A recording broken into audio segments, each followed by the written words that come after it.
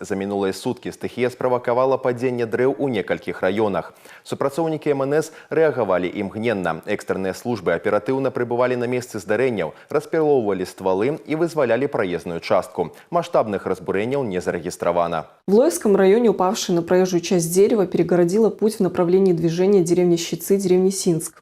Вблизи деревни Кантакузовка Гомельского района дерево также упало на проезжую часть дороги и перекрыло движение автомобилям.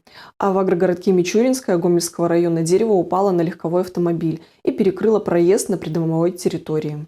Во всех случаях работники МЧС при помощи специального инструмента распилили и убрали деревья. Пострадавших нет. У найбліжэйшыя суткі надвор'е ў Гомельскай вобласці таксама захавае неўстойлівы характар. На большай частцы тэрыторыі пройдуць кароткачасовыя дажджы. У дзённы час месцамі магчымы навальніцы. Тэмпература паветра ў начны час складзе ад плюс 15 да плюс 18 градусаў цепла. Днём слупкі тэрмометраў паднімуцца да плюс 20-24 градусаў.